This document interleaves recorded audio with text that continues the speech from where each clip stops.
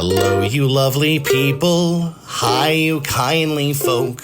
It's been a while since we last met, our adventures left unwoke. We've got our maps and dice in hand and tales that still provoke.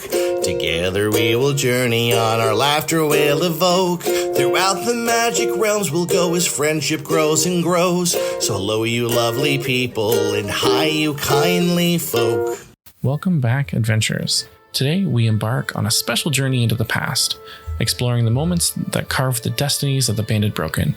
Each tale in this series offers a glimpse into the critical decisions and events that defined our heroes. Tatiana, you at this current moment find yourself at a state of unconsciousness. While thoughts are being drowned out by the sounds of bloodshed and screams, as you are not in control of your body at this time while you have succumbed to this curse. This was right before you went to the Feywild, of course. In the bathhouse, yep. Your thoughts turn back to the last conversation that you had with Ortega. And while you're laying at the back of the inn, you remember you said, "Did I ever tell you about the time I was kidnapped? It was years ago, back in Bladegarden, before I was a blood hunter, back when I thought my father was dead." You exhale deeply, your eyes narrowing slightly. Turns out he wasn't the only monster in the family. You continue on, your voice thick with emotions. 3 of my father's wives, his sister wives, really, they took me. They believed I was the key to bringing him back. Their plan was to complete some horrible ritual and make him into something worse. Way worse. I can barely remember. I was a teenager, rebellious and training to be a blood hunter, but I didn't have the strength to fight them back then. But I remember people came for me. And you look at Ortega and your voice fades to silence. The flames of the fire seem to glow brighter for a moment as you think back to Bladegarden, the fortified city nestled at the Dwendalian border. It's a bastion of military power, its towering walls crowned with ballistae, and the streets lined with barracks, forges, and training grounds. The clanging of metal rings out as soldiers train, and your mother, Fenga, her blood hunter, ghost slayer order, banners adorn the walls. Despite its strict and militarized air, Bladegarden does serve home to the secluded chapters of the blood hunters, but it is a place both feared and respected by the populace. Tonight, we step into the haunting echoes of Tatiana's past, a story filled with rebellion, betrayal, and survival. In the grounds of Castle Morningmere, we uncover a pivotal chapter of her life, a time when, as a young and defined blood hunter in training, she found herself caught in the schemes of her father's wives. 3 women bound by obsession and tragedy, and the twisted ritual and Tatiana's fight to survive would set the stage for the person she is today. You all are currently at your barracks when you get the call. Benjamin Blackwell, you look to your troops. You find your 2 more prominent and ready-to-go stalwart heroes. You, a blood hunter, of course. Well, you describe your character. Benjamin Blackwell he's about 5'7", with sort of wild, wavy brown hair. Looks thin, pale, and very tired. He has a pair of round spectacles upon his face and is garbed in studded leather armor in the blood hunter style and adorned with a rapier at his side. You look to your crew and you see Elric, a small fellow, getting his quill ready to go. Josh, would you like to describe Elric for us? You see before you a gnome who stands up so straight and tall that somehow he seems taller, but is not. He has a long brown mustache that curls at both sides and short cropped hair. He wears a sort of duster that is almost like it's meant for being out in the weather, but still looks oddly fashionable. I want you to imagine a Dungeons and Dragons foreign correspondent, and he approaches with his inspirational piece, which is a small stick-looking thing that other people might recognize as a microphone, and with a long strand hanging from it. And he steps forward. The plum. And as he steps forward, Benjamin, you look to your large, fiery friend, one who has just recently proven her strength to you. The large, but relatively calm demeanor that is Kalinda. And Ashley, would you like to describe Kalinda for us? I would not describe Kalinda as calm. She is a, like you said, tall fire genasi who is literally a hot-headed barbarian. Loses her temper rather quickly, and is adorned with several smaller hand axes as well as a very large great axe. You give me a rough idea of how tall you are? She's probably about 6'3".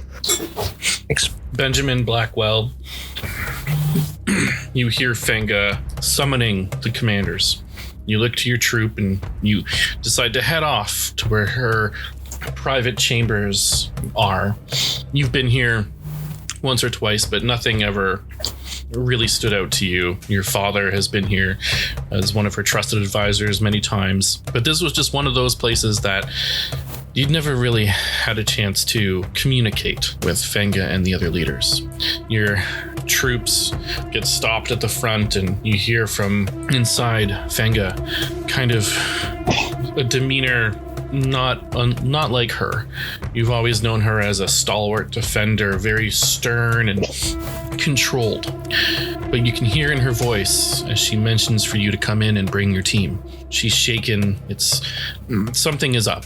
You all come in and you're into this little room. I say little, but it's really not. It's her private court. And you see her crimson cloak hangs heavily from her shoulders, her weathered face marked by scars and experience. She narrows her eyes as she ushers you into the room. Without any chance for small talk, she looks at all of you. 3 vampire spawn have been sighted at the ruins of Morningmere. They're not just any creatures, they're the brides of the late fiend, Lord Morningmere. A long gone rival to Bladegarden, and unfortunately, the father of my daughter Tatiana. Somehow, some way, we've received word that Tatiana has been captured. I'm not gonna lie. I have mentioned to her rebellious ways are going to get her in trouble. I didn't think it was going to come to this. And from what our scouts have found out, they're trying to perform some ritual of some sorts. Morningmere is alive again. The castle for sure. Whether its lord is yet to remain seen. I can't stress enough the secrecy of this.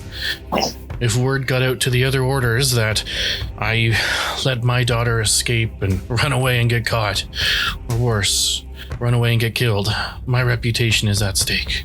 You, she looks at Benjamin Blackwell, you have a chance today to prove your and your team's worth. I'm shocked that I've even given you position. It was only meant to be temporary, but who knows? Maybe this will be permanent after this. The rest of you, you're here because you're here.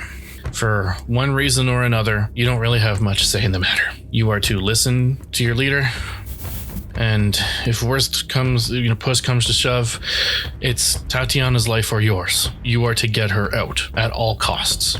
The small gnome steps forward and says with a bow, good evening, I'm Elric Mythbinder.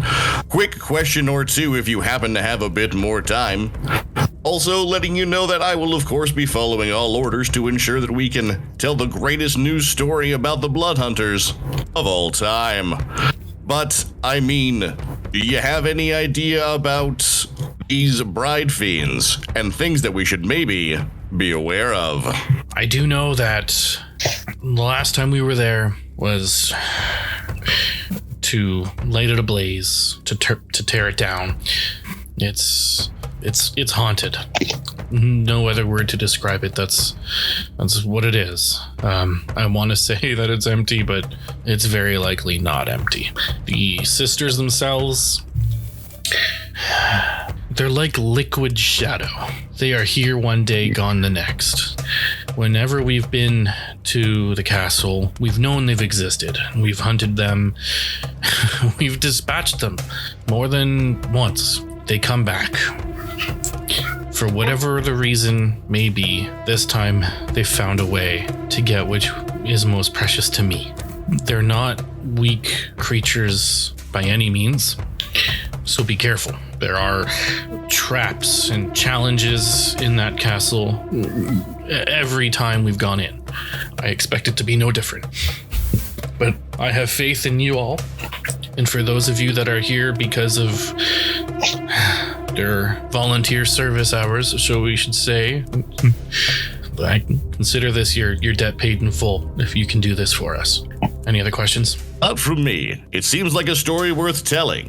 Benjamin's big chance, your reputation at stake, crazy fiend brides, and more. I say let's go. You are kiss-ass ankle biter, you know that? Authentically, no. I have no idea what you said, but would you please repeat it for the record? And he puts the staff towards you. You are kissing ass ankle biter. He leans forward and says, sometimes it's just a great way to get a bit of information. We can't all be giant, tall, badasses. So I'm gonna keep trying to pry for more stuff, and maybe if anyone tries to kill me, you will help. It's okay. I'm not scared of Shadow. Shadow scared me. I burn bright like sun. Do you know how to kill shadows? I wanted to know maybe how to kill a shadow because I never have. I burn bright like sun. No shadow come near me. It's okay. I'll stick with you. And he falls back into line. Good to know. Good to know that my team has at least started to get to know each other, and the mission is understood, ma'am. We will not fail you. I can provide you with maps and directions to get to the castle. We have very basic cartography of the interior. It does change from time to time. Typically, any time that we've dispatched them, they've either been the tall tower, the tallest room, and the tallest tower, or they have been in the cellars and the dungeons. I predict it to be no different this time. Usually it's one, sometimes two, but it's never been all three. Given that has been the circumstance before, we should definitely be prepared for that and expect that. However, be on your guard, expect the unexpected. Make the plan, follow the plan. When the plan goes off the rails, forget the plan. I will gladly take those maps off of you, ma'am. They will be mighty helpful, I believe. And as you see, as he's been talking, he's sort of wringing his hands a little bit and sweating a bit, like he's nervous. Glenda's gonna lean very far down and whisper in the gnome's ear, why is everybody kissing ass? I do not understand. Elric stands up essentially on his tippy toes, just trying to help out a little bit, and says, in a voice that is way louder than he realizes, it's what a lot of people just call being nice. Sometimes it helps us all to get along. For instance, I would like to stick with you because you seem tall and strong and able to tell an epic story of the Blood Hunters worth telling for ages. True. You have good sense. So you and I, with this guy here, who seems pretty eager, though honestly oddly nervous. I think I said that louder than I meant to. Either way, I believe that we can probably tell a tale worth telling. Today. Benjamin turns and says, if we survive, all that matters is getting Tatiana out. There is no if. We'll be fine. I am here. And I'm glad to have you. This one might die, though. They are little. I'm standing right here. I will do my best to keep you both alive. Believe you me, Captain, I don't plan on just recording the story. I'm here to be part of its telling. I've got tricks up my sleeve that you might like. You'll see, I'm sure, when we see those bright fiends. Well, I'm glad for the confidence. Can I, is he glad for the, where's he at? You can make an insight check. 17 for a bunch. It's just +1. Oh, this is a different character. Yeah, so still an 18, but oh man, that's a low. Okay. He does seem genuinely appreciative of the confidence and high morale. But his face is kind of like it's darkened a bit. Like he knows that there's potential that some or all of us might not be coming back. Well, onward then, Captain. Yes, there really is no time to waste. We have the maps. We've assumed you have everything prepared ahead of time that you need. I do. I'm all prepared for stuff, but I just have a quick question about like the map and sort of just this. Just for speed. I don't necessarily want to dwell on character, but like, what are we saying? Sorry, are they all in the same location this time, and that's the whole thing, and they're all in the same location, or do we know where they are within the location? Do we know where they are within these spaces specifically, or no? No, you just know that they're in the castle, and so it's all in the one castle, though. It's all one building. The one building. Okay, not substructures, not like different towers, like identify. Okay, thank you. That's all I wanted to know. Fenga even said like they're either going to be in the tallest room with the tallest tower, or they're going to be in the dungeons. Okay. Yeah. So it's a choice. Oh, no. Okay. But you'll hopefully be able to figure out where they are. Well, realistically, if they've got Tatiana, it seems like would they put her in the dungeons just to hold her there? But she's not a common captive, right? Like she's deeply special. It's Fenga's daughter. They know what they're doing. Like would they take her up to the tallest tower to have like I don't know, man. Like maybe they're trying to. Depends on if they started the ritual or not. Yeah. I said depends on if they started the ritual or not. Is my thinking. We'll have to keep an eye out for indicators of what's going on in either space during our approach. Like as we get up there, let's try and I'll be investigating and trying to keep an eye out for indicators that might show if the ceremony has started or not. Okay. We're going to treat this as a standard search and rescue, and we will improvise accordingly. Keep your eyes open. Yes, sir. So you head down through the main garrison, out the portcullis gate in the secrecy of the night. The one guard who is on duty has already been informed that there's going to be an elusive expedition. He's paid very well. He knows exactly who he's looking for, and he just gives you a salute, and he goes, "Good luck, Trash Panda," as you walk out. That is funny. Benjamin sighs and just kind of looks away from him. Elric notices immediately and sidles right up next to Benjamin. So, what's the deal with Trash Panda? It's a bit of a nickname I've picked up due to my circumstances. And he just looks tired. It's good. I like it. Gotta say, without context, it's not a bad nickname. How about we let it be for now? Let's put our energy into kicking ass. At that, he perks up a bit and he's like, I agree. And I'm certain at some point during this endeavor, you will realize why I have that nickname.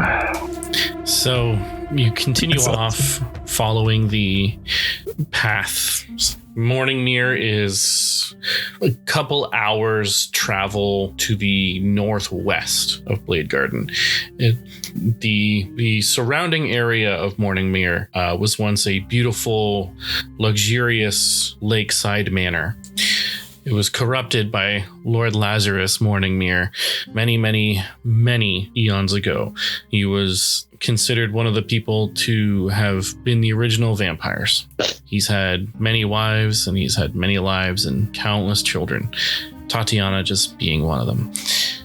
That history of Morningmere is not new news to most of the Blood Hunters. So, Benjamin, you kind of start explaining where you're going. You've never been here, but your father has on several occasions, and he's told you stories of this place. And as you get closer, you see, the cursed ruins of Castle Morningmere.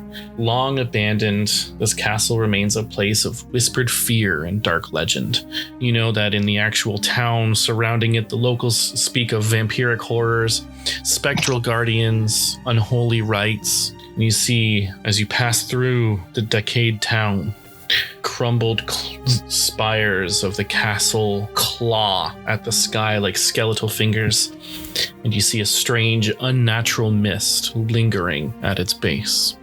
As you proceed through down the village, you see a small, burnt down building, and you see that it's got a name on it, kind of faded. It was Petrovich Papers. You know the name of Tatiana Petrovich.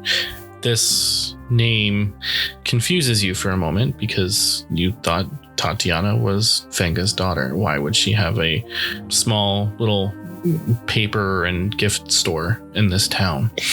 You continue on. You find yourself kind of walking down a hill as it opens up towards a moat with a large stone path bridge connecting the castle to the land proper. It's seen better days. It is broken in several bits. To successfully pass through, I need everyone to make either an athletics or an acrobatics check. Acrobatics is. Or if you have another way of moving via magic or whatever. I'm not going to use it for that. I rolled it. I'm sorry. Please remind me what the check was? Just getting used to the new character sheet here. It was there. Athletics. It was an athletics. Or acrobatics. Or best other way. Yeah, no, we're going to. Well, then a 9. Okay. 15. Okay. And Kalinda crushed it with a 21. So there is a little bit of a struggle to get Elric across. You are trying to, make sure each step that you take doesn't crumble more stones into the murky waters below, potentially making any noise is the main problem. You, at some point, realize that poor Elric is not doing well, making a little bit too much noise. And Kalinda, you kind of just give him a little hoof and you chuck him across. You successfully get to the other side of the moat, and you're left with these torn down wooden gated doors. There's a small portcullis with murder holes aiming at you, typical castle fashion. It's quiet, and throughout this time you've been looking at the castle, trying to make heads or tails of whether they're high or low. And the thing that stood out to you, or rather the thing that didn't stand out, is the fact that there were no lights on at the tallest tower. In fact, there's no lights at all. Does that strike me as odd? Would I know, they're vampires or shadow beings, would they even need light? Well, make a history, arcana, or religion check, whatever is best for you. Okay. Is there a way that I could give him the help action to give him advantage? Because this is also something that I know a decent amount about. I'm also trying to investigate with. So if this is an out loud process, I'd like to do the help action. You can. Yeah. Is this regarding Fey Fiends or undead? Absolutely. So I already have advantage on that. That's a 24. Okay. For a lot of cases, it's pretty common. These undead beings are creatures of the night, quote unquote. But whenever the castle is supposed to be active, there's always that candlelit ambience. They do need an ability to see a few things, reading materials, stuff like that. They're not blind. They have dark vision naturally, and a really good dark vision. Just unfortunately, there's got to be some candlelight, and whenever there's rituals going on, or something to that effect, usually candles are a prime suspect, or you'd at least be able to see the flickers of the lights in the windows, stuff like that. So knowing that there's activity in this castle, but seeing that there's nothing going on, you are kind of able to think, okay, potentially everything's underground. wanted to. Do I notice anything that might make it seem like there's an active illusion going on in front of the castle? Make an Arcana check. 16 Arcana plus 4. So that's a dirty 20. The mist seems illusory, but other than the actual mist itself, it's more so as you kind of get closer to it and then in it, it's more so meant to be a deterrent for people seeing that the doors have been open. It's kind of just blocking off that beginning area so that people aren't seeing in, people aren't assessing any. It's not meant to be an illusion to to say, oh hey, like we're doing nothing. It's more so meant about like this is your typical fog, but not actually fog. Scary, disturbing, foggy. I guess what I'm hoping I'm hearing is that there's not an illusion going on. I can't see an illusion going on in the upper towers that would demonstrate it. No, like that what I'm seeing isn't what I'm seeing. I just kind of wanted to double check. So I'm not sure what you all see, but it seems like upstairs, nothing much is happening. If it was going to be upstairs or down, we may want to consider an underground path. I agree that the lack of candlelight leads me to believe that down might be our best option. I do not care where we go. I just want to hurt people. It sounds like fun. It is fun. I like hurting people. I like hurting evil things. I mean, not people in general. I think you might be missing something pretty important here. This could be one of the greatest stories that the Blood Hunters will ever tell. We are literally rescuing Fenga's daughter. Her whole reputation's at risk. Tons of things. Look at this as an incredible storytelling, future legacy-making opportunity.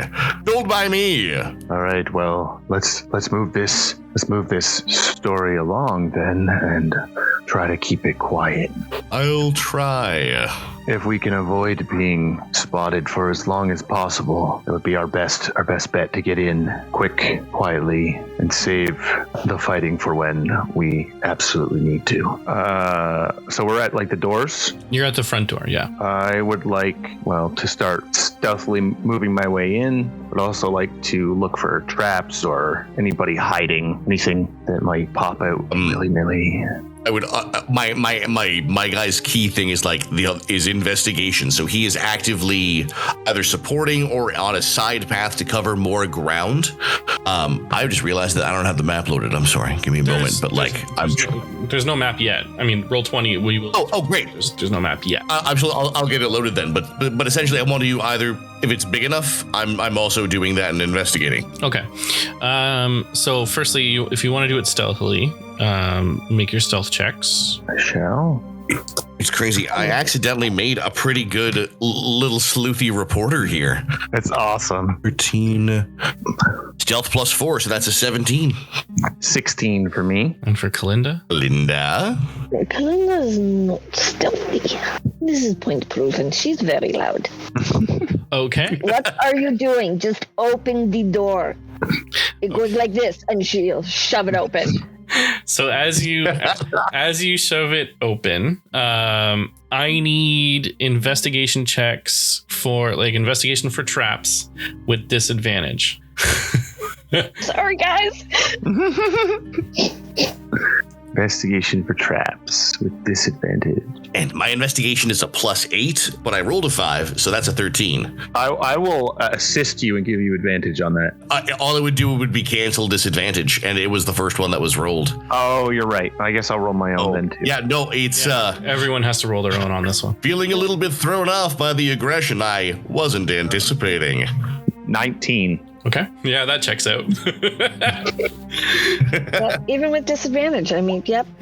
What are you doing? Go in. So as you hold up a bit, Kalinda. As you open the door, Benjamin Blackwell sees the trap that gets triggered as you open the door. You don't. Maybe your back was turned. I need all three of you, please, to make a dexterity saving throw for me. Okay. For those of you that did not see the trap, you're at disadvantage on this. Oh. And just no. the check to see the trap was like 13. So Okay. Which I got but did I roll? I rolled a 3rd. the check to see the trap was 13. The check. Yeah, it's because I rolled a 5, then I have a +8, so I saw the trap. Well, so I don't have disadvantage. You don't have disadvantage. So I still. Oh, and I'm sorry. This is a dexterity saving throw. Dexterity saving throw. Why am I even doing? It's at 5. Why am I doing that? 18. Okay. As the door swings open, you see a mechanism triggers this large wooden log as it comes flying towards you. Look out. Kalinda, you, what was your save? at disadvantage, I got an 18. Okay, there you go. And 18, good. So, unfortunately for Elric, you do take a little bit of this damage here. It's 2d6 of bludgeoning damage as I picture Kalinda stepping out of the way and it just like hitting Elric. Perfect. you all see it except for the one. And actually, Clint is like, move. And What? what was that again? I don't understand your thick accent. Again. Yeah. So you take 3 points of bludgeoning damage as it swings. That all? Yeah. Oh, thank good gravy. Really low on that. It was 2d6. I've never played a wizard before, and I still feel devastated by what just happened. Wizards are squish. Kalinda's gonna slap Benjamin on like the arm and you ever play whack-a-mole? Because that's what that looked like. You managed to get a slight grin out of him for like a second before he runs over to check on Elric. Yeah, and he got like yeeted like 10 feet away. He runs over to pull him up. As Elric sits up, you like his giant mustache is just wet because his nose is broken.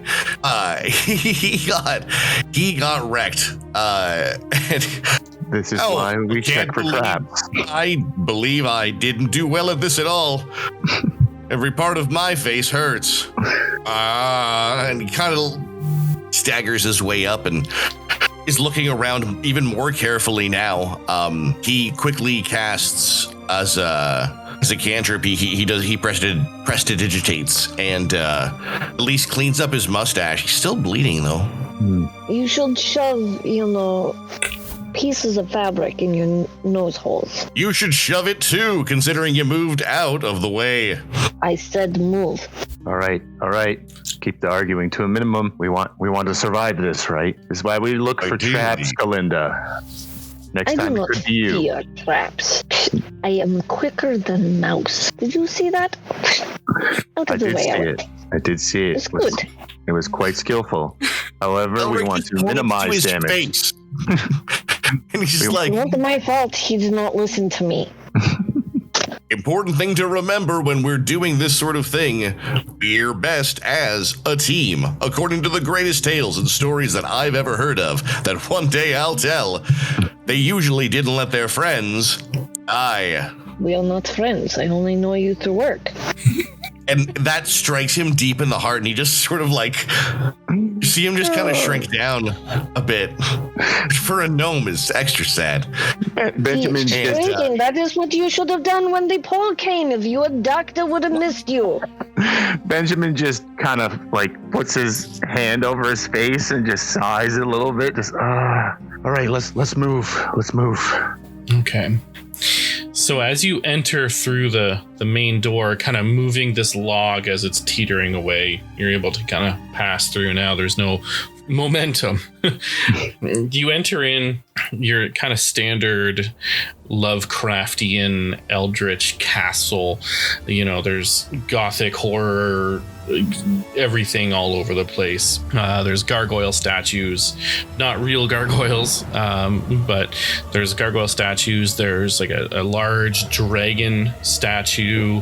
It looks like it's following you as you're looking around. course. You see ruins of hivery, hatching from where the vampires had spawned, all long since rotted and decayed and dormant, for all intents and purposes, not a threat. You're able to look around, and you do see that there's 3 whites patrolling this center room. They haven't noticed you yet.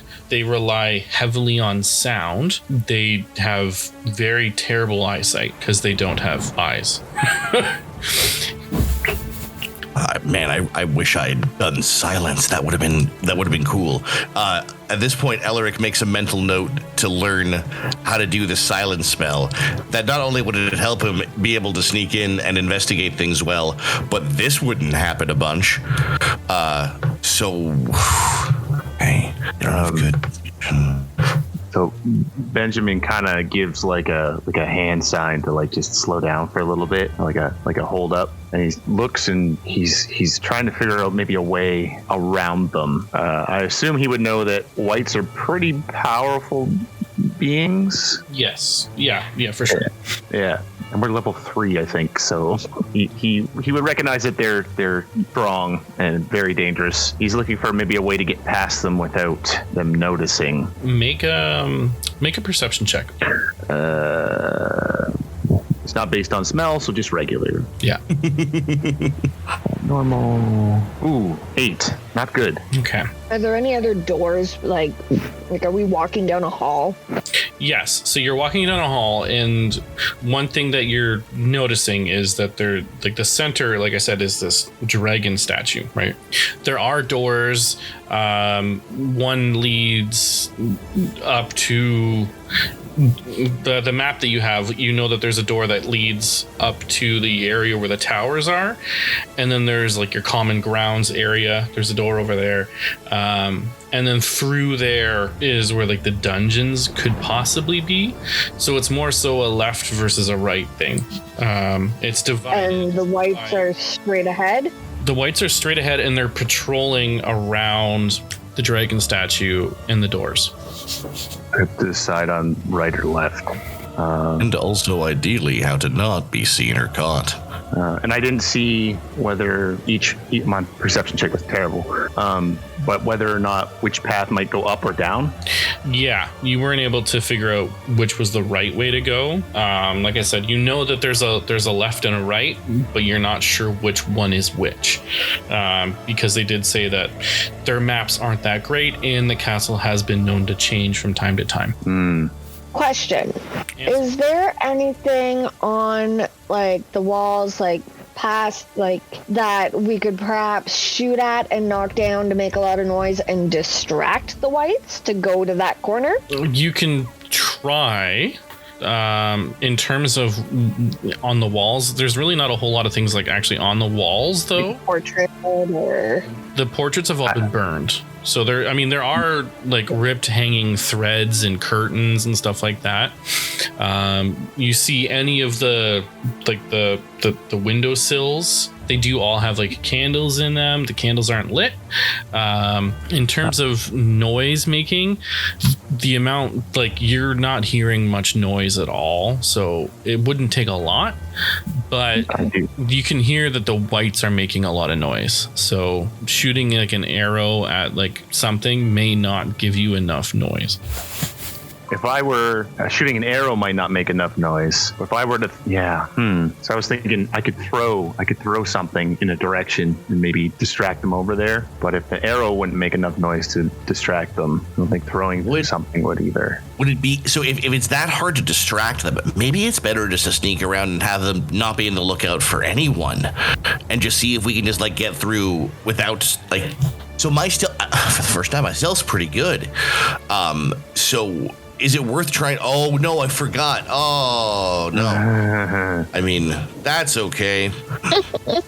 No, I love it. Do I have any way to try and help make you quiet? I don't. Oh, sorry.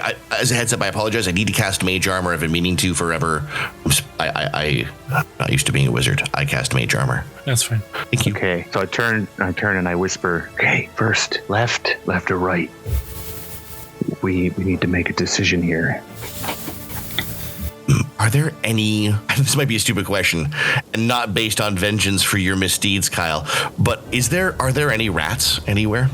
Like, are there any, only because I have a speak with animals that I'm not used to having, and I'm wondering if there are, and considering we're looking at dungeons and stuff, and it's a tower, and I mean, I'm just wondering if there's any rats or creatures about. To be honest, I'll take a spider. Are there any animals that I can see? Make a nature check. Make a nature or perception. Really, I guess you're looking for something really specific here. Would it be an investigation? Like, wouldn't an investigation be like the hard examining? Oh, yeah. Sorry, I meant to say investigation. No, that's great because my investigation's a +8. This is amazing. Why am I never a wizard? 17. Okay. You're looking around and you look like in all the dark, decrepit corners. And you're like, there's something here. You see like crumbs of rotted food, and you do see some cobwebs in the corners. And you kind of sneak subtly over into an area kind of near the front door where they may have come and gone through. And you do see what looks to be a single arachnid sitting in a corner in its web. I look to the party and I say, if you can all please just give me a moment. There's breaking news potentially coming. And I softly, quietly sort of nestle in, and I cast Speak with Animals as one of my gnomish spells. I sidle right up next to the arachnid and I say, good evening, I'm Elric Mythbinder.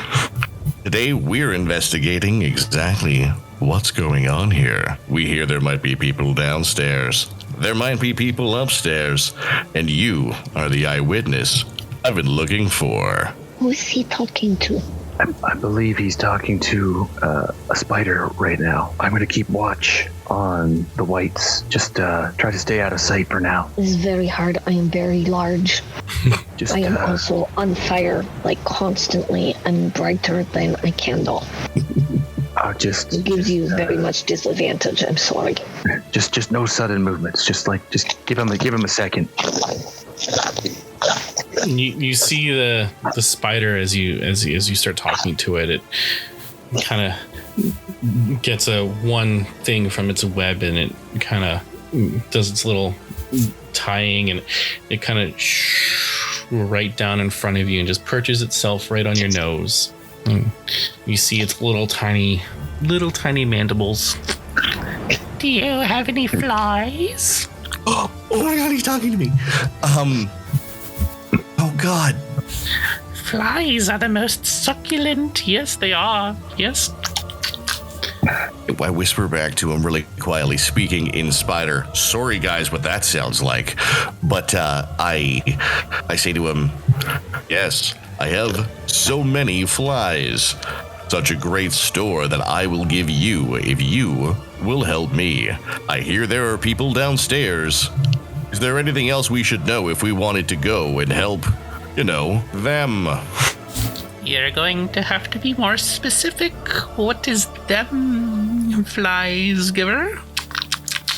We hear they've got someone down there who doesn't want to be down there. Have you seen someone come through that was like, nah, this isn't my vibe? I have seen many come and go through my castle. Oh, true, it is a dungeon. That was a bad question. I look over to the team and I say to them, sorry. Many flies they do not bring. Flies, they come to me. Yes, they do. Ask the spider if they have seen angry redhead. Sorry, say that one more time, please. Ask the spider if they have seen the angry redhead. I was still missing that last word. I feel so, but the angry what? Redhead. The angry redhead. Yeah. No, well, I guess being more specifically, have you seen an angry redhead? You know exactly where they are and how I can get there. I don't see color, but one... You know that's not a real excuse. One of the many non-fly givers. Oh, they were laying down when they arrived into my castle. Their hair was different. The other ones, they were all pretty. And they had flies with them, but they did not share their flies with me. That's incredibly rude. I pass along the information quietly to the rest of the team. Everyone is now aware of what's been said. Up or down? Downstairs, left. Yeah, left or right. Thank you so much for your time today. You're very good at catching flies. I'm going to give you so many flies, you won't even know what to do with yourself. Now, really, if we wanted to go see for ourselves, would we go left or right? I don't know what you're saying. What is a left or a right? Hey there, let's try something different. Can you point the way that I should go? You want the way? You literally have like 8 arms. Just use one and show me this way or that. The way to the flies? I can show you. Yes, I can show you. That sounds amazing. You're a wonderful help. I'm going to give you so many flies. The spider kind of leaps off of you and it scurries down up a tower, like up a wall, and it spins a web, and it starts spinning a web with a design that leads an arrow to the right. Yes! That's awesome. Oh my god. I can't believe that worked. Oh goodness. I guess we can all see it. I look over to be honest, I look over to the captain and I give a bit of a salute, and I look over at I just look up and go, I think we're supposed to go that way. Please don't break through walls. Also, do me a favor. Mind this little guy. He's been very helpful, and you're huge. I am not a ruthless human. I know how to open the door without smashing. I also will try not to step on spiders. They're very gross. I don't know why you talk to it. This one's been quite handy, and was very complimentary of you. I just kind of whisper, like sort of to myself, but they can hear it. And I say, "Oh, you haven't seen gross yet." Okay, so we need to go to the right. Let's go right. Yeah. All right. I try to look for an opening or in their pattern as I've been watching the whites' movements to see. Make an investigation check with advantage. Of course. Nope, not good. 13. That's actually all you needed. It's fine. Well, 10. You've actually noticed that their pattern is very routine. They walk from one side of the room, and then they walk up to the dragon, and then they go back down to so they go from the left side doors up to the dragon, and then they go back down to the left side, and then they cross over to the right, and then they go back up, and then they go back down, and then they go around, and then they come down, and then they do it again, and then they come up, and they come down, and they do it again.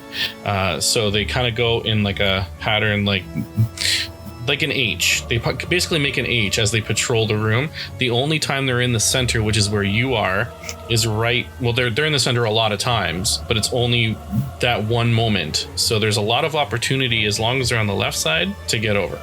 The timing wise, you weren't able to determine how quick it actually takes. Okay. Is that something that I guess I probably can't do the same thing again, right? Like I was wondering if I could like try and identify the timing of the pattern. No, that's fine. We just did that.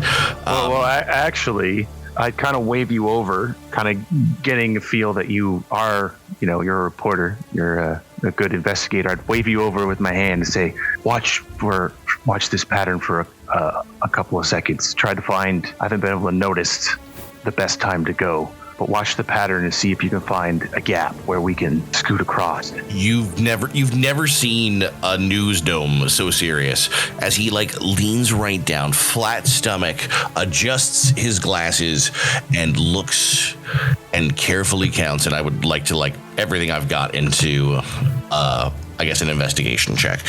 Okay, make your investigation check, and then you can do the thing you want to do real quick. We'll pause. Thank you. So 14 plus 8 is 22. Okay, good to know.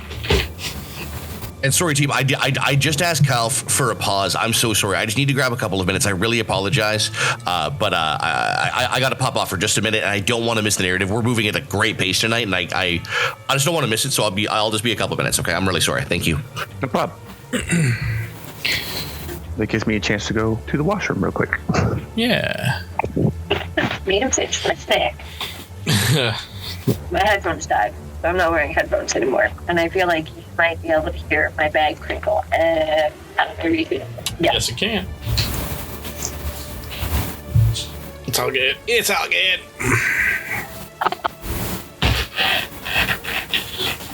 We have 1 hour to get through the rest of this. We'll see how we do. Oh, good show.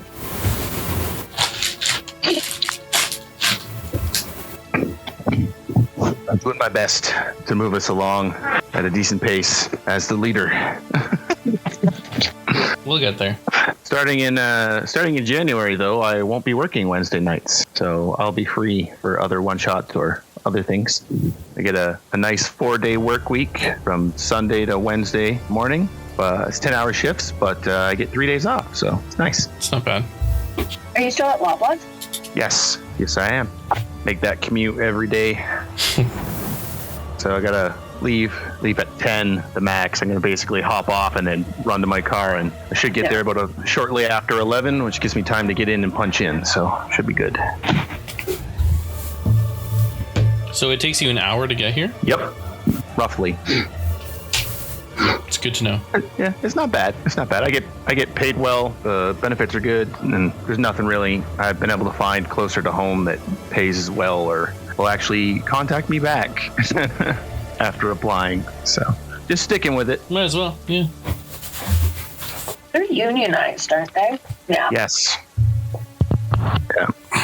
They might be shutting down in a couple of years though, because they're making they're opening up like new distribution centers, but they're like automated. So they have in our union contract though that we're guaranteed work, so they'll probably offer me work elsewhere. Okay. And there's also a payout option as well. But I have a feeling that they're going to offer me work somewhere where I can't get to in a decent amount of time, and I'll probably get like laid off or something because there's probably like a loophole or something like that. But I'm going to stick with it for as long as I can. They recently opened one of the new places in East Gwillimbury, which is up by like Toronto somewhere. Mm-hmm. And it's like 2 hours away from where I live. So I'm like, I can't apply to any of those positions. It's just not feasible. Otherwise, things are good. Ex brother-in-law works there. Does he? Yeah, Richard Sheriffs. Ooh. Does he work like a day shift or afternoons? He used to be on nights, and now I think he's on afternoon. Ah, okay. I might see him leaving then, but I don't know him by name. I'll find him on the list. There's a list of people and their shifts, so I could probably find the name and be like, hey, look. Yeah, I've known him since high school. We've been friends for years. And then he went and married my sister, who's slightly psychotic. Love her. She's slightly psychotic. You know. Good thing this is getting cut. Yeah. I figured. Yeah, no, she's asked me before, to try in D&D game. I'm like, yeah, okay, I'll tell you when there's one shot. No. Even still, even when there is a one shot, it's like the amount of time that we have to plan it is usually like really limited amount of time. Yeah. Today, this one was good because it's like I knew it was happening yesterday. Yeah. So I'd already asked you, Shane, like yesterday, so it was fine. Yeah, and I was like, hey, I got it a day ahead. I'm good. I'm good to go. didn't have any plans. I was like, yes, I will jump in. I would love to see everybody and talk to everyone. And So if we didn't end up playing D&D, I would have just played Baldur's Gate. oh, that game's so good. Yeah, it's pretty. Thanks, everyone. Sorry. No worries. Okay, okay. Let's just jump right back in real quick. Right in. So you're going. Oh no, wait. You're investigating. Yes. We're turning right, yeah. And You're, the ghost pattern.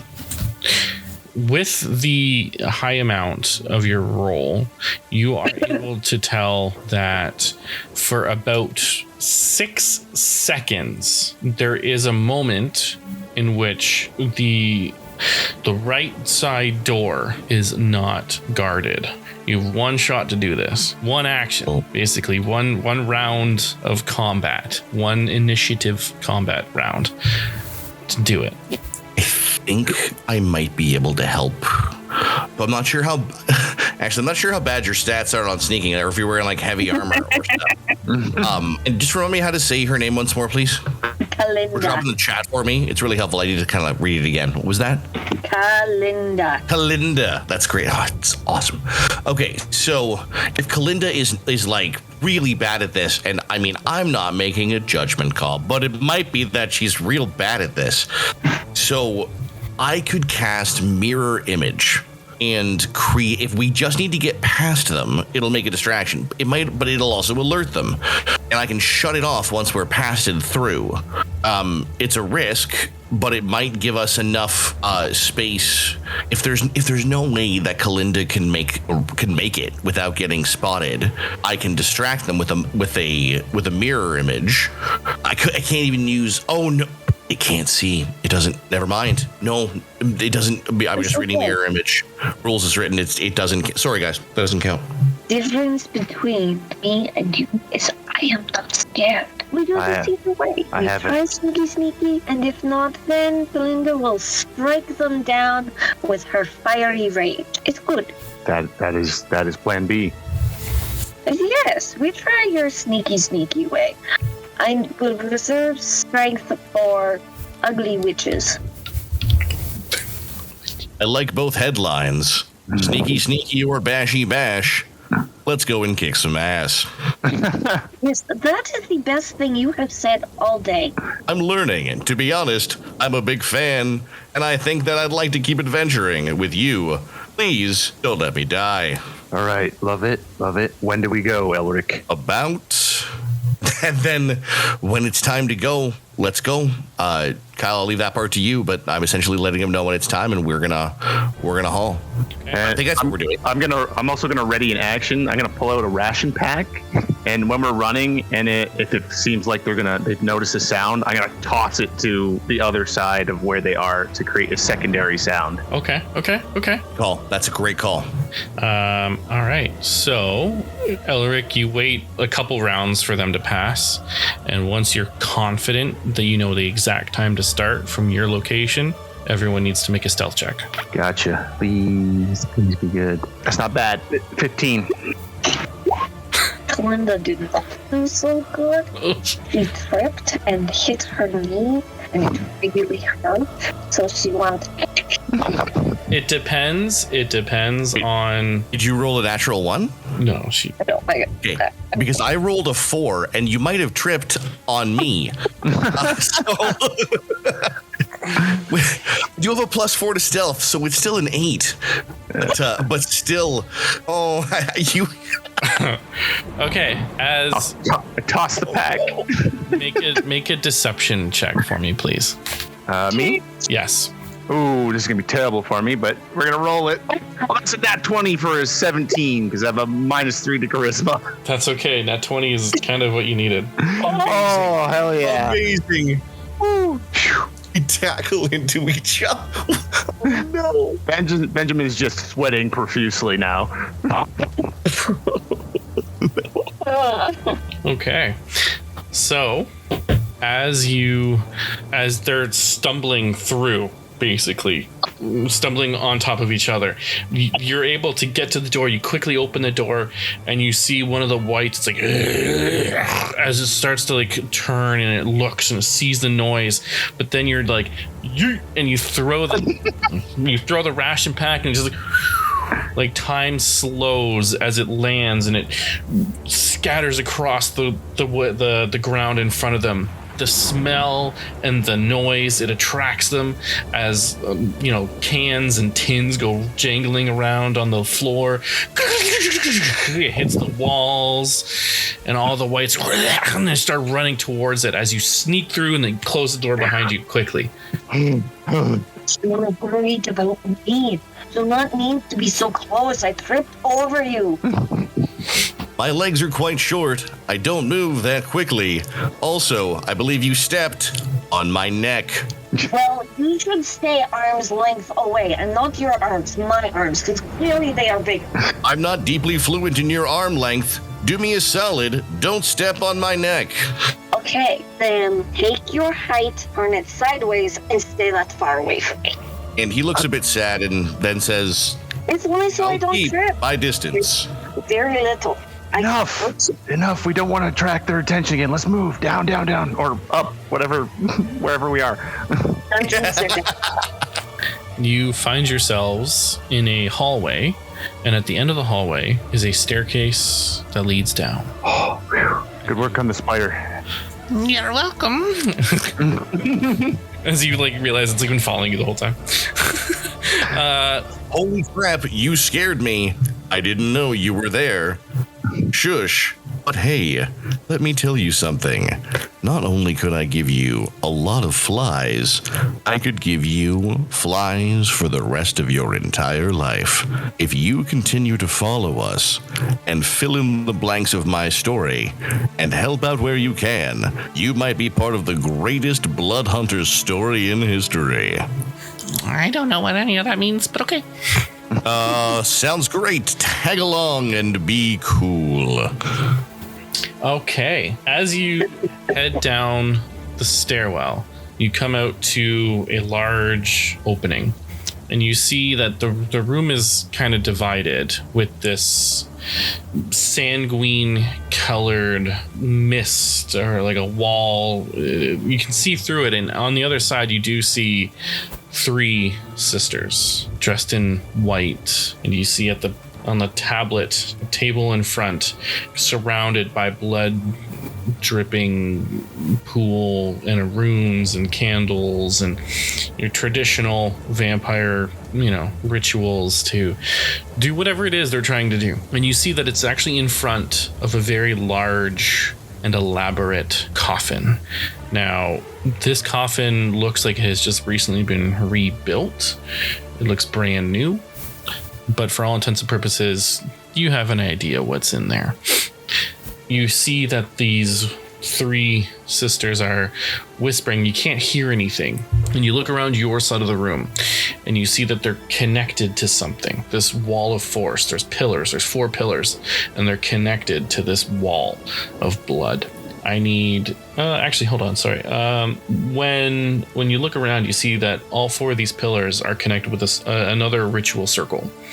And I need you to make an Arcana or Religion check, please. And this, you'll have advantage. It's Fae, Fiend, or Undead. Oh, lovely. I am not good at this at all, but I will try. 22. Oh, 17! It's not bad. It was Arcana? Or Religion, whichever one's better. I have -1 in both. Both, 19. Okay. You see that this blood circle has cryptic symbols. You see there's one that is a symbol of what looks like a broken sword, one that looks like an ancient journal, one that is a blood-stained chalice, and one that is an ethereal gem. And you look around and you see the pillars, and you see that there are other receptacles in these pillars. You, with your high Arcana check, you know that these symbols have to be put in a pillar that it matches. And that's to like activate the ritual? And that's to turn off the ritual. Oh. So you have to basically do the opposite of what they did. You have to put these objects back into the spot that they belong. So the one that has, like, for example, the one that has like a broken sword on it, you'll have to put that broken sword object back into the pillar where it came from. And do I see these objects? You see, So the objects, so the objects are what's in the circle right now, and there's 4. Oh, it's all the objects are in the circle. We have to go and get the things from the circle and put them back. Gotcha. Oh my goodness! It's like anti-capture the flag with crazy demon brides. And the pillars themselves, you see that there's some symbols, but they're not the same symbols. And I will tell you the names of these symbols. They are, whoever can speak demonic. No, okay, so they look like nothing. They look like crap. Not demonic. Let's do demonic, abyssal, and maybe primordial. I'm more of a classically trained linguist, Elven, Dwarven, the romantic ones. I wanted to go on those school trips. The best I got is Sylvan and Giant. I speak Elvish and Infernal. Ooh, Infernal. Infernal will do it. Yes! It's a rough translation. The symbols are similar. They're primordial, infernal is, demons and stuff like that. You kind of, you got a little bit here and It's there. not like my English, yes. Yeah, it's not going to give you a direct giveaway, but you're able to assess. One of the symbols is a representation of the word will. The next one is a representation of the word memory. The next one is a representation of life, and the next one is a representation of the word soul. Please tell me which one again. Very memory, life, soul. Translation. But that one is will, and that one is life, and that one is soul, and that one Memory. is memory. Yes. I don't know what it has to do with any of the things, but that Wait a I'm not. second. Are you saying that- But I think you have to match them. It's weird for me that Linda's the one who figured this out. Like, very rough translation, but it's basically infernal, which I speak because I'm awesome. He looks up at her and says, I'm glad that you know that. You should probably stop saying that you're dumb. You're actually unbelievably not. I didn't Now. say I was dumb. I said I'm not so smart, but I can figure that out. You're smarter than you think.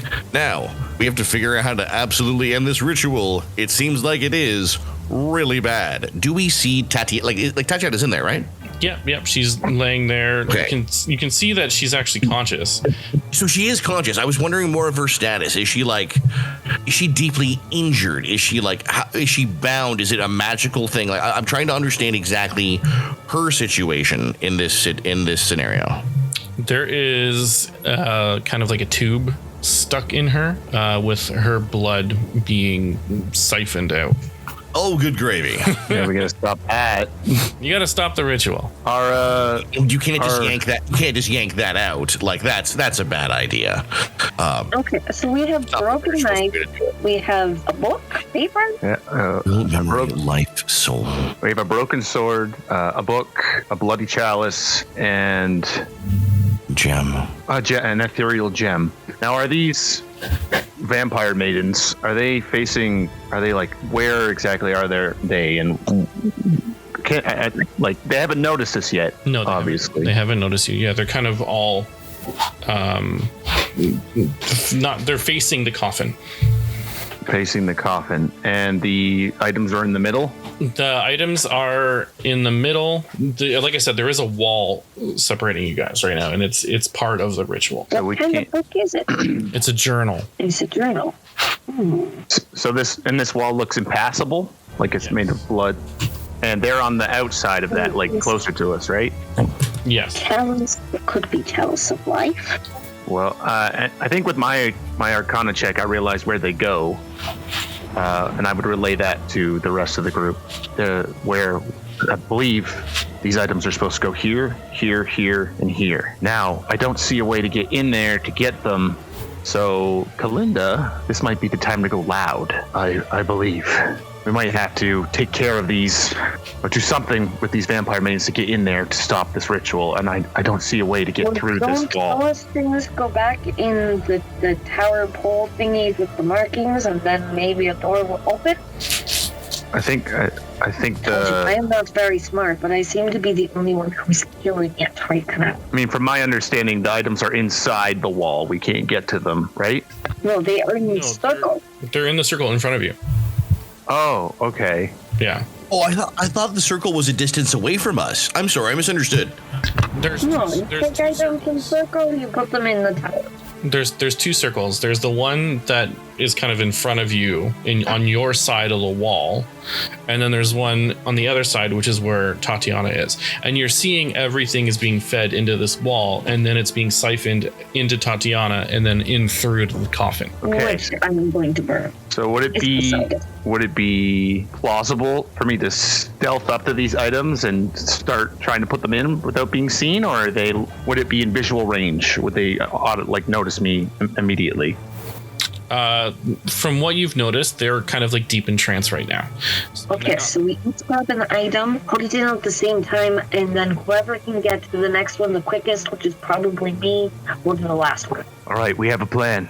Okay. And you have to make sure you're getting in them in the right spots. Yeah. One moment. Just to quickly ask a question, as I've never fought a ghostly being before. Does anyone know if maybe there's a particular kind of damage that really messes up their faces? I mean, they're vampires, so probably radiant. I can make a check for that. Yeah, go ahead. You're drained of color, and I do not mean this by insult, but are you a vampire? No, I just spent a lot of time indoors as a child. Listen, ankle biter, I am not speaking with you. Oh, No. Sorry. I tend to think most things are about me. No, not this time. No, I am I'm talking to the trash panda, which, by the way, I love that name so much. I'm sorry. I'm going to use it charming. lots. That's fine. Everybody uses it. No, I am not a vampire, but I am something else. And I will make a. What kind of check would you like me to make? Make Arcana or Religion. Ooh, Arcana. Advantage because stuff dead. Yep. That's a nat 20 for 26. You know through all of your training that they are susceptible to radiant and fire damage. Fire. Fire's a good option.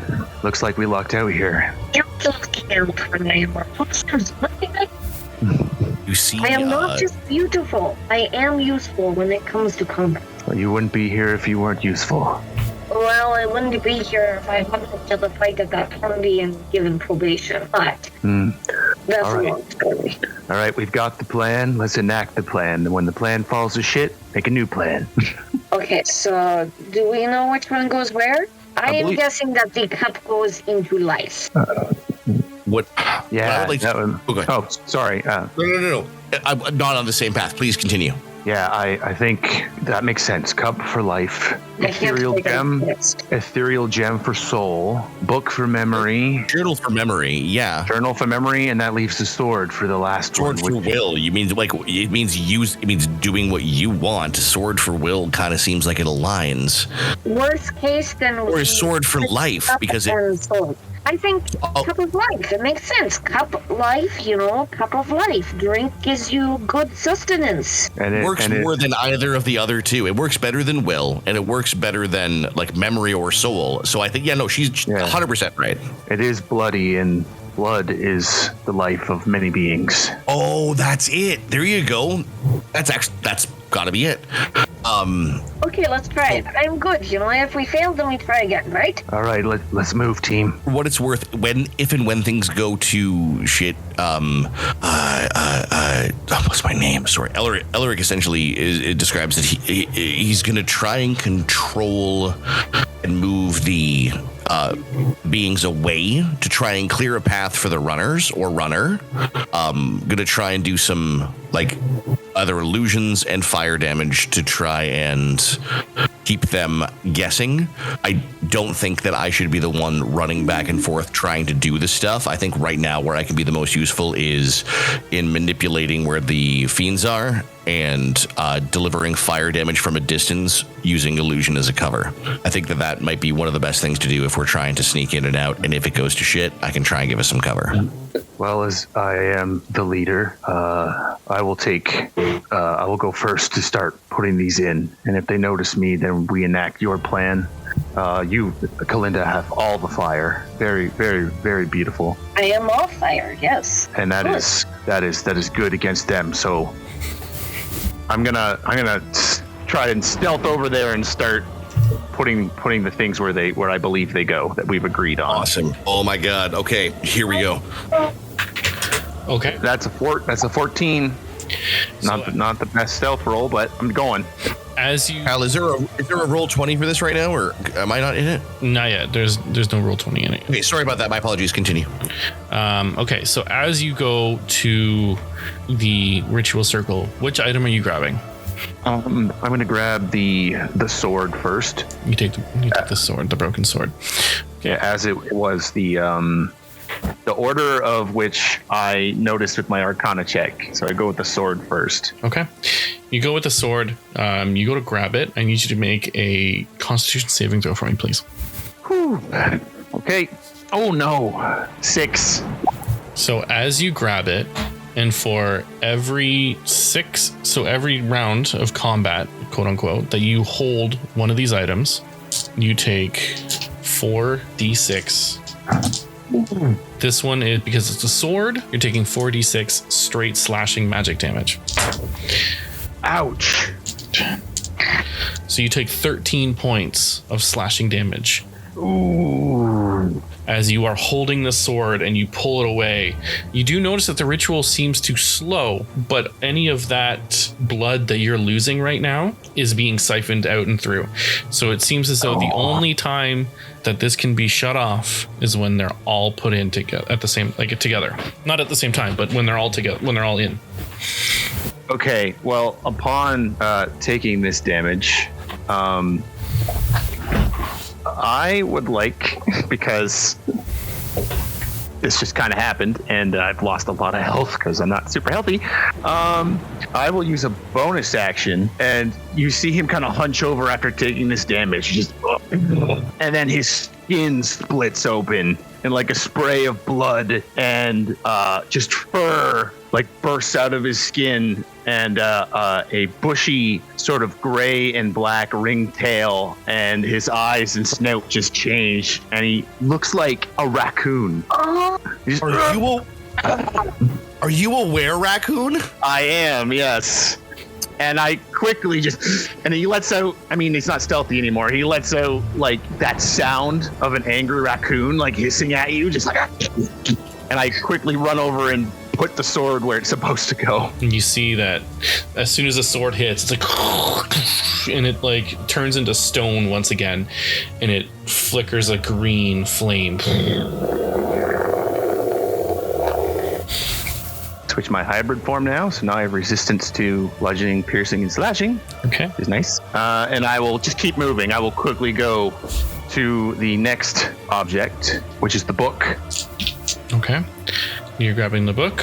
Make your Constitution save. Not very good at this. I might die here, but I just say, get her out of here. This is very heroic to take off. 17. We can have fun with the fight. You're going. We're back here being like, you're we taking should do something. 4d6 psychic damage. Ah, shit. Oh. But because you saved, you take half, and it's a damn good thing you only take half, because that was 3 6s and a 3.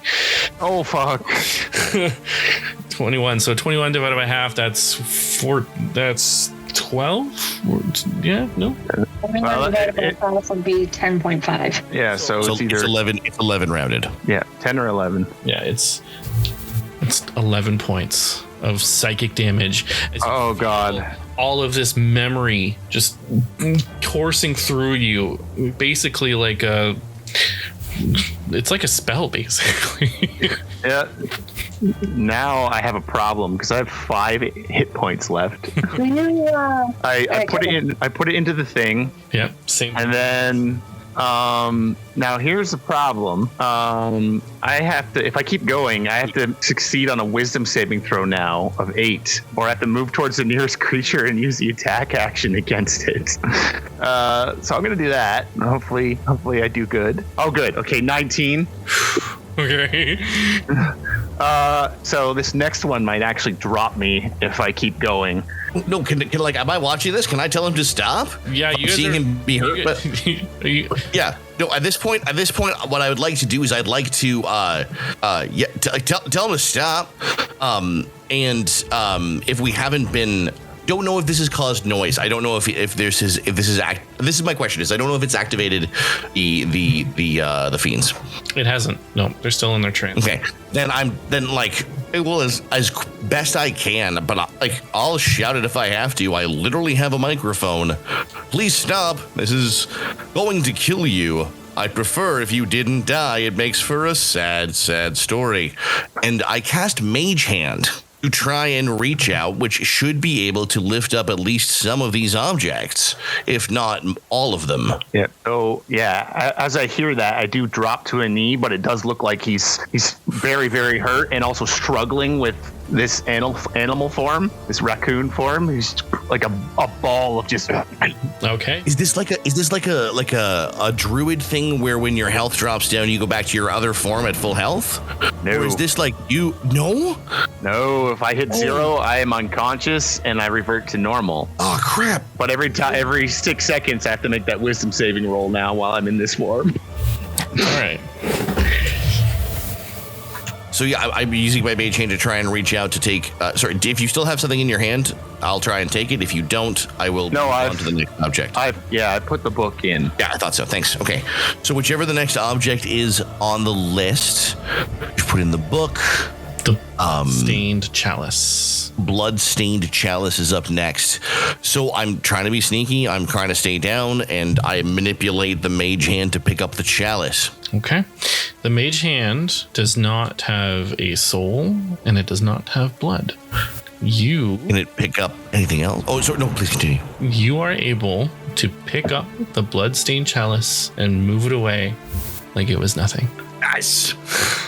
Oh, I thought you were saying I couldn't pick it up. Oh my God, it didn't kill me. Okay, I put it into its appropriate pillar. I should have thought to ask for potions before we left. I will say, no, man, you're a hero about it. Yeah.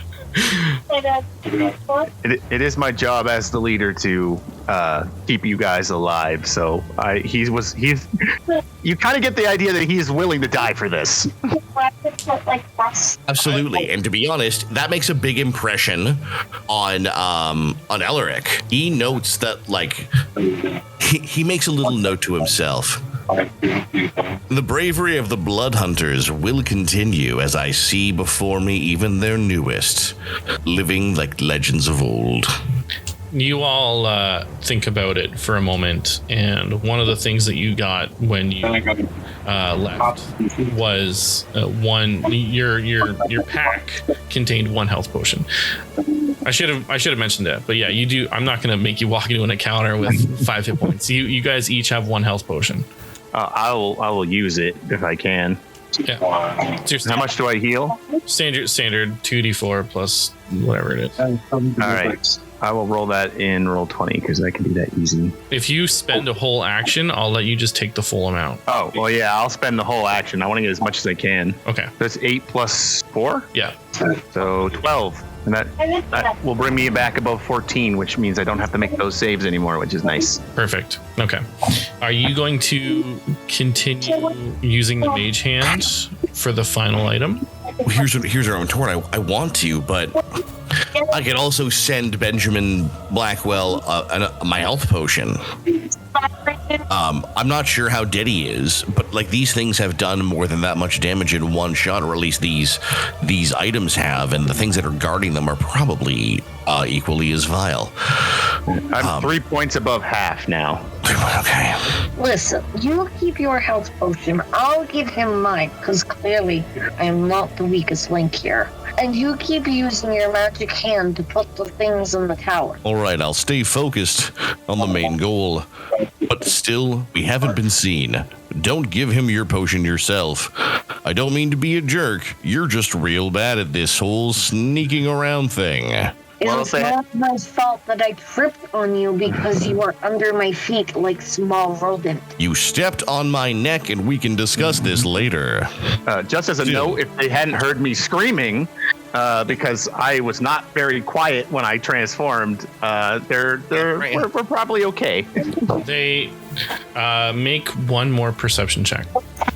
All of us? Well, yeah. Okay. I'm using my name. Yeah. Pretty busy. Nat 20 for I'm 24. looking at the floor. You take a look and you see that the vampire sisters have now broken free from their trance. No. They do know that you're there. They're trying, but they've moved now. So the one is kind of on the other side of where Tatiana is. She's trying to do something with Tatiana, and she's making direct eye contact with you because she knows that the ritual is about to get broken. She's trying to get as much as she can out of Tatiana. All right. Now I gotta wait to see if I get the health potion or not before I do something. I don't know whose turn it is. I'm not sure how to proceed. Are you putting the gem in the spot with the mage hand? I look at Benjamin, and given his commitment to this cause, I'm going to finish the job. And I give you a nod. Yeah, I use the mage hand to complete what is left of the ritual as the final thing, instead of sending him a health potion right now. Okay. So the mage hand goes, picks up the gem. You feel that this gem is giving your mage hand a soul. Like, you feel that the mage hand is to become sentient. More so. As it slowly starts to try to resist. It's got a Mage hand is resisting my commands. It's resisting your command. I need you to make an intelligence saving throw for me, please. Saving throw. All right. Do I see this? Do I kind of see this happening? You see it happening, but you don't know what's going on. Yeah, So I'm not going to do anything yet. I rolled a 17, which is great for an intelligence saving throw. +6, math 23. Okay, so you save, but it's What's happening with my mage hand? it's force damage that you take as the mage hand throws the gem at you. Oh no. How much? Because that's I would like gonna to try suck. and catch the gem. Okay, that's fine. Make an athletics or acrobatics. So it's 17. That is a 21. Oh, So 9 points of force damage as the gem gets tossed through you with, like, the mage hand itself is basically, it's throwing it, but it's like going with it.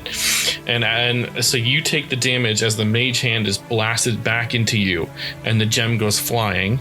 And what was it was 21? 21. And you're able to catch it. But as you catch it, you also need to make Yeah. You have to like hit the PlayStation. a Constitution saving throw. button, and then Okay. Linda, you saved me? PlayStation button. That is a 17. Okay, so you're going to take half damage as well. But, oh wow, that's a really low roll. So that's good. So 10 divided by 2. 5 points of psychic damage as you feel part of your soul draining into the gem. It's fine. I don't need it. Let's go. Let's put it in and...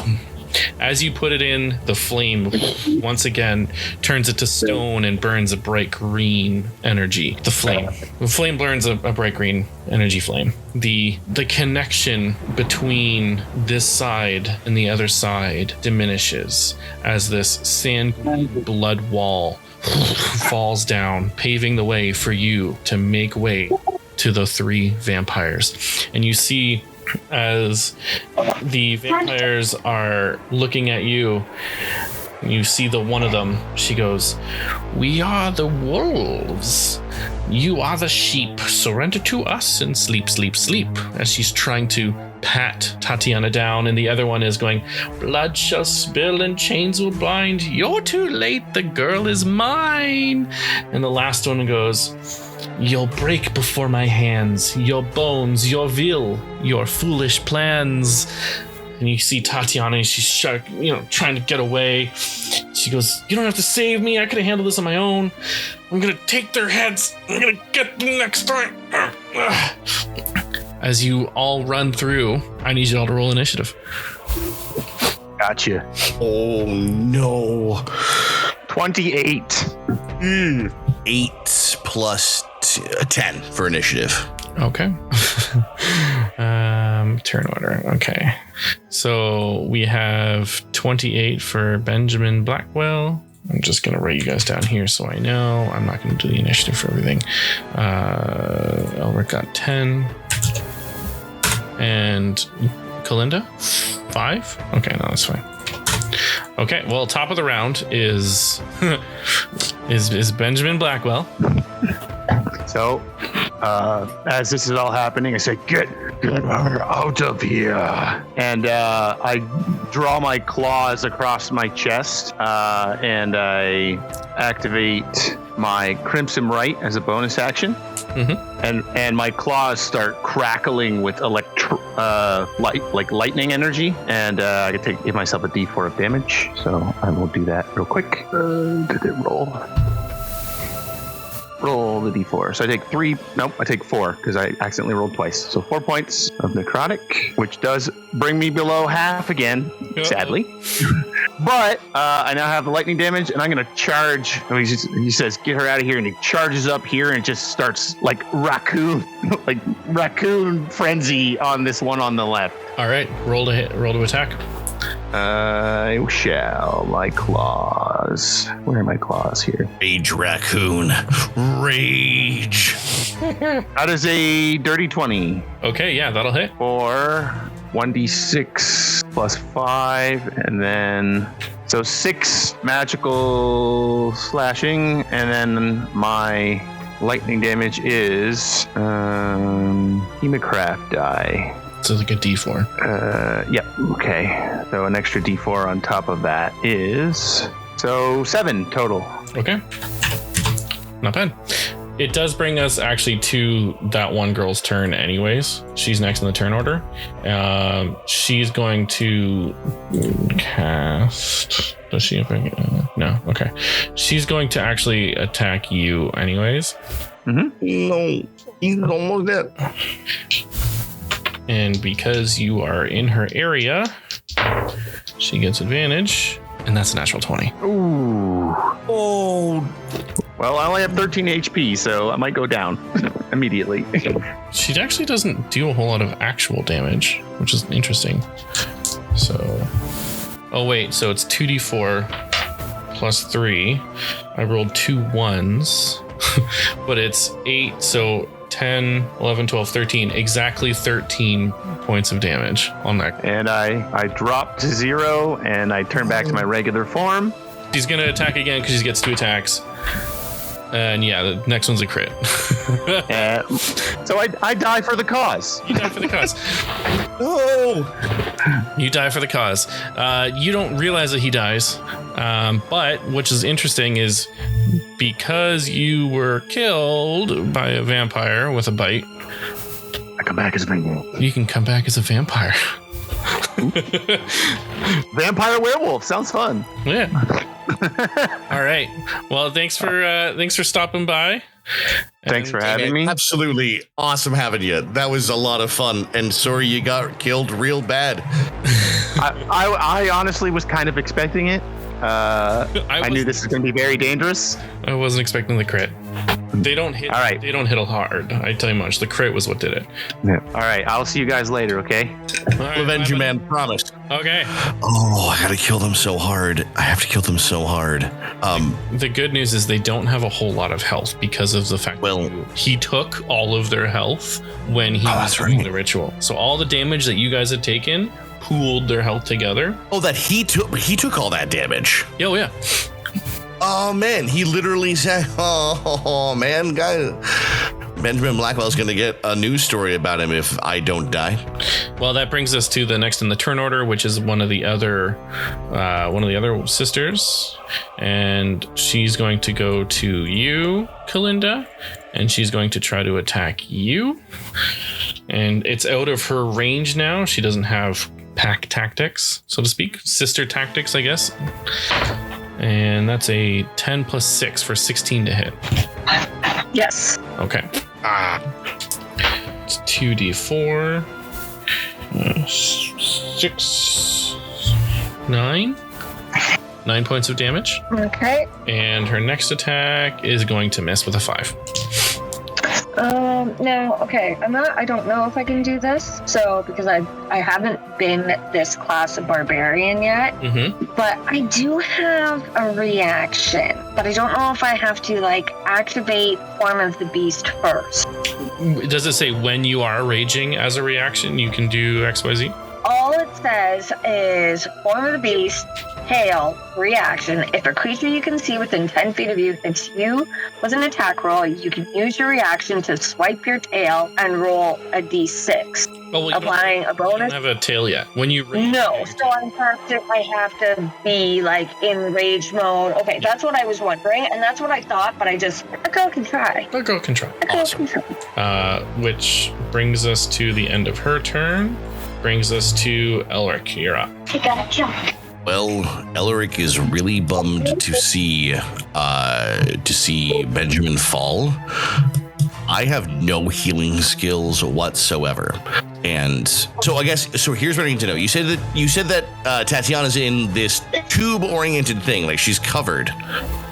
Would she take damage if I shot damage up there, or would she be safe? It depends on what you're doing. I mean, she's kind of laying on a table. Okay, so she's not. Sorry, I didn't know if you meant tubes up her arms, or if she's covered and safe, because I would otherwise cast Scorching Ray and waste them all really hard, adjusting the damage to radiant. But none of it will hit Tatiana. She would have to be safe for that. Otherwise, I've got other stuff I could do. Yeah, unfortunately, she's just kind of on the table right now. She's kind of strapped down with tubes. No, it's probably not cool to barbecue your rescue person. So I will instead. I think I'll do Magic Missile. I will. Yeah, I'm gonna cast Magic Missile at there's one that's closer to me but next to Tatiana over Benny, the one that seems to have killed him. Yes. And I'm gonna put all my Magic Missile on her. Okay. You don't have to roll attack. It's Magic Missile, so but I can change the type of damage from force damage to radiant damage. You can. And bam, I'm gonna radiant damage it to them. Okay, go nuts. That's 1d4 times 3. Do I get to add? Sorry, I've never played a wizard before, and I don't often do combat spells. It's just the 1d4 times. It's just the 1d4, so I don't get to add any combat modifiers to it. No, because it's an auto hit. Okay, thanks. But because it's radiant, you are going to do more damage. So that's 2, 3, and 3. So that's 8 points of radiant damage total as I launch 3 magic missiles.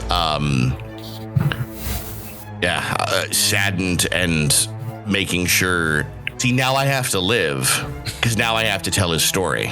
So, well, good news is as soon as you throw those magic missiles at her, you see the quill kind of swirls around and it turns it into radiant energy. And you see she starts to light up and burn, and she forgets what she was doing. She was down there sucking on Benjamin, and all of a sudden, she starts to curl up and just starts to sizzle. Light kind of blasts off a little bit as she turns to dust, and just Thanos snapped away. That's one down. I hope it hurts worse for the rest of you. Brings us to Kalinda. I'm so sorry. That was just my action. So I still have a bonus action and a movement. Okay. Sorry. Yeah. Sorry. I thought you were done. No. I'm sorry. I would like to, as a bonus action, cast Oh, nope, I can't do that as a bonus action. Yeah, well then I will cast Firebolt as my cantrip bonus action to the other one that is behind Tatiana. Kalinda does not need my help. She's fine. So I'm gonna try and go after the other one with a Firebolt, please. Do you have a way to make Firebolt a bonus action? It's a cantrip. Yeah, it's an action. Oh, it's still an action. Oh, you are right. Sorry about that. My misunderstanding. Do I have anything? I don't have anything. I am going to be honest, I'd like to run behind Kalinda. I'm just gonna run right behind her, essentially, like a bit more sort of down here-ish. Okay, that's fine. I'll go like here-ish. Kalinda, you're up. Linda is just gonna stay within the distance so she doesn't risk opportunity attack. But she's gonna sidestep a little bit and just say, your first mistake was attacking me, and now it's gonna get really hot in here, and she is going to use Burning Hands. Okay. So if you could give me a dexterity saving throw, please. You must beat a 12. Suck it. Burning Hands is awesome. You're fired. Genasi, I don't know what to say. Genasi, yeah. Genasi, that's so awesome. She rolled a natural 20 on her dex save. Okay. Well, you still take half damage. Mm-hmm. Is it gonna roll for me? Yes, it is. So 13. That means you take 7. Okay. You do notice that she takes more. And yeah, it hurt a lot. She didn't like that. Perfect. And then as a bonus action, I will rage just to prepare myself from getting hit. Okay. Perfect. Okay, so now all my Form of the Beast stuff is activated? Yes. Okay, perfect. I told you, it's gonna get very hot in here. Which brings us to the final vampire, who's going to run towards Kalinda as well. She's going to bite you, or well, she's going to attack with her claws first. But because she's next to her sister, she gets advantage. And it's a good thing she did. 15 to hit. Oh, do you get hit at 15? 15 hits. Ooh, that was a good roll. That's max damage for 11 points of slashing damage. Sorry, because I'm raging, do I have that? You have that, yes. Okay, sorry. And how much was it? It was 11. So 6? 6, yeah. And she gets to attack again, this time with her bite. I'm rolling really good. That's another natural 20. it's this. I have this like pretty fancy dice. It's got a little tiny dragon head. Is it called a weighted dice? Yeah. Is it called a cursed kill Kalinda dice? It's a cursed kill Kalinda dice. Okay. Kill Kalinda. So it's not that much more. It's 1d6 plus 3. That's another max damage. So that's Kalinda, no. 9 points of piercing damage, which is divided by 2. So 5? Yes, 5. And then you also take 2d6 necrotic damage, which is 6 points of necrotic damage, and she heals 6 points of necrotic, or 6 points. Damage, and then 6 points, and I am going to react now and hit you with my tail. Okay. Because you're an asshole, and that's what I think of you. Unequivocal asshole. It's the right thing to do. Okay, where is my attack? Tail. Hold on. Okay. Okay. Creature you see within 10 feet hits you with an attack roll. You can use your reaction to swipe your tail and roll a d8, applying a bonus to your AC equal to the number rolled, potentially causing the attack to miss you. Oh. It was a natural 20 anyway. Yeah. Okay. Yikes. I should have done that to the first one. You should have. Yeah. Yikes. All right. Well, you're a piece of shit vampire. I will burn you all. It's okay. Yeah. No, for sure. Feel free to throw potion at me because I only have 3 health points. Oh, shit. Oh, no. It brings us to top of the round now, technically. Elric, you're up. Okay. Here's what I would like to try and do. If I can pull this off, I'm not exactly sure how the cone structures work on this map. My goal is to move around. Kalinda, do you have resistance to fire damage, just in case? Resistance to fire, yes. And fire I am not trying to hit her. My goal is to move to the right here and try and get onto an angle, essentially, where you'd put me either in this square or in between, where I can isolate both of the vampire sisters and use Scorching Ray. Well, that where you are right now is going to get them and Kalinda. But this is the thing. So I don't know how to best, do I go like this? Do I go like this? Is there any way? Is there any spot that won't get Kalinda? That won't get Kalinda. Okay. Yeah, that won't. Yeah, that won't hit. That's my goal essentially. So I'm just trying to make sure that I don't get her. But if she feels the flame on her face, I think she wouldn't mind. Yeah, she'll be all right. Then I'm going to move to that position and cast Scorching Ray. Okay, yeah. Go to what do they got to do? Scorching Ray. Do 3 rays of fire and hurl them at targets within range. One target or several. Make a ranged attack for each spell. On a hit, the target takes 2d6 fire damage. All right, you roll for the attacks. Spell attack bonus is a +6. Wow. All right. Cool. That's not bad. The modifier is +4. What does that mean? I don't know what the modifier means on D&D Beyond here. It just says modifier +4, spell attack +6. That's just your spell attack. That's your spell modifier. So okay. Well, I rolled a 15 with a spell attack of +6 for 21 to hit. That will hit. You got to roll for the other one too. 9 won't hit, and then the last with a +6 to hit, so that's 15. Okay, that makes it, breaks it. Yeah, you're good. That one will hit. Okay, so I hit them both. And if I have a third one, I just want to hit the one that last hit Kalinda. Okay, a second time. I have 3. It's a 19 +6 for 25 to hit. All 3 hit. Holy smokes! Okay. So that means Scorching Ray, 2d6 fire damage. Do I roll the same damage for each single person, or do I roll different damage for each beam? You're supposed to roll different damage for each beam, but for the sake of time, Give me a second. I'll do it super fast if you want, or I'll just do it.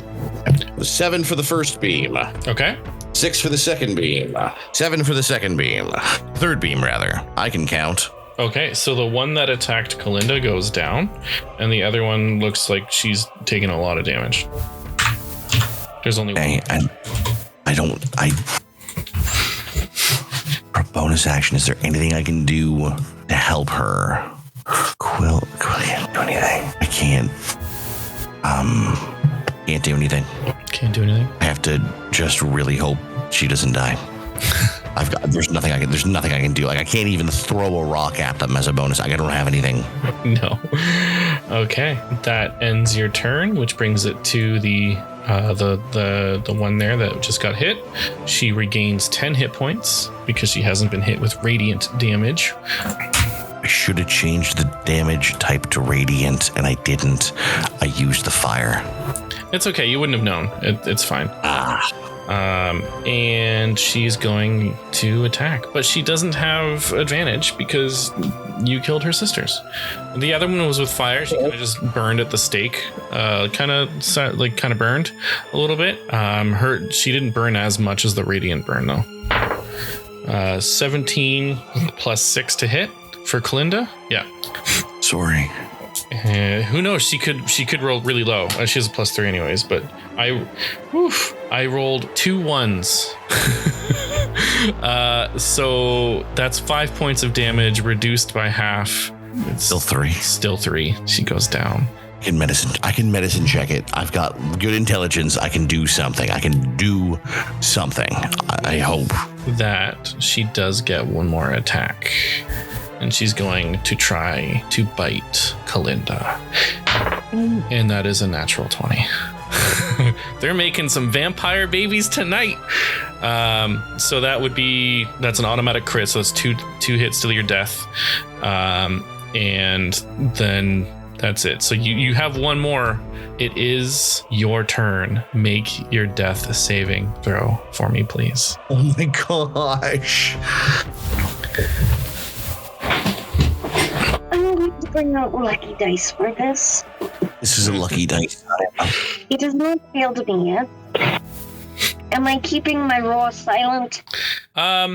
No, because you're being sucked on. So at some point, when she realizes that there is nothing left, she'd let go.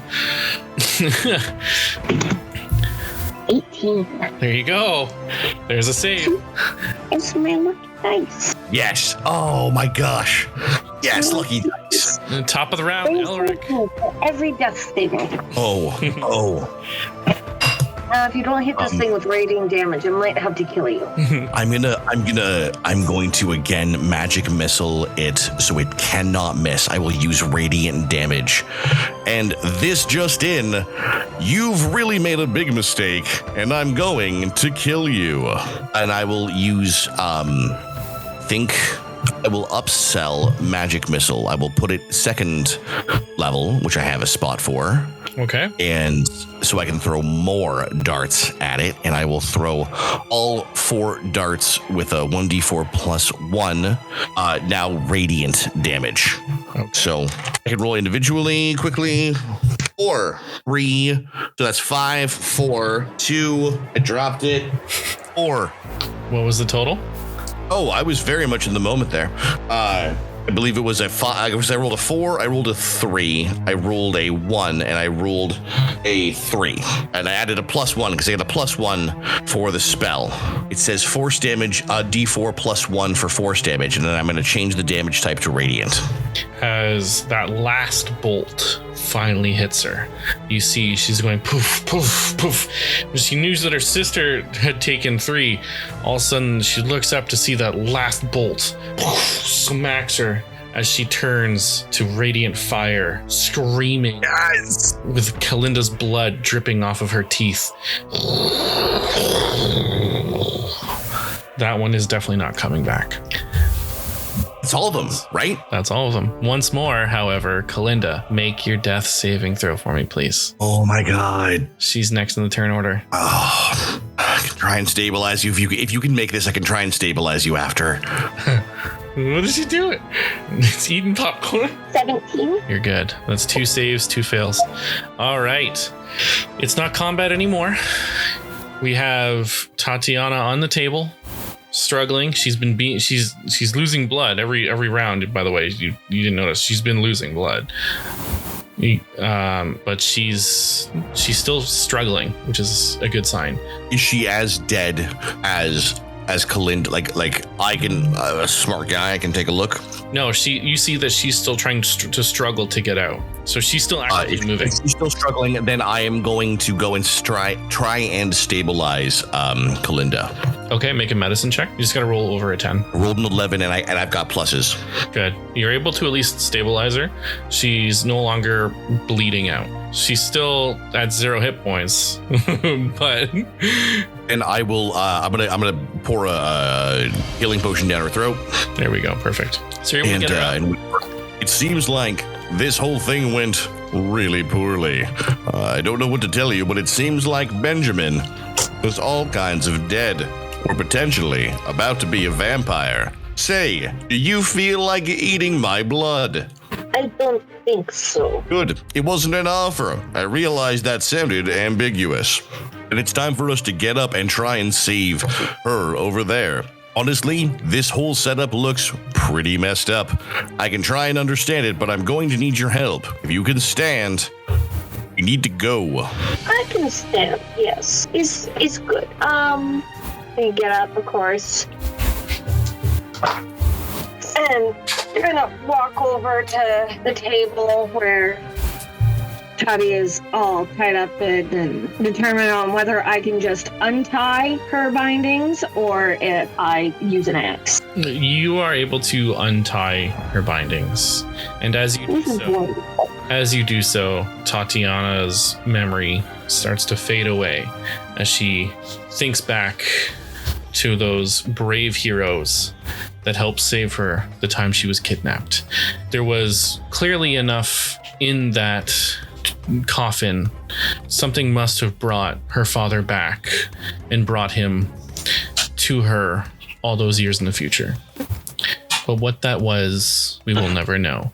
As Tatiana sits and looks at Ortega, she gives him a hug, not knowing that that was going to be her last. And with that, we close another chapter on the Broken Origins. This week we follow the threads of a story that shaped Tatiana's past, one marked by danger, sacrifice, and the ghosts of those who came before. Her journey reminds us that sometimes our strength is forged in the fires of what we've lost, even as the weight of the past lingers in the shadows. I have been your host and a Dungeon Master, Kyle, and as always, a huge thank you to MAB Music for crafting the ambience that brings life into these stories, and to all of you, our listeners, for continuing to explore these journeys with us. It's your curiosity and passion that's kept these tales alive. Until next time, may your dice roll true and your stories grow ever deeper.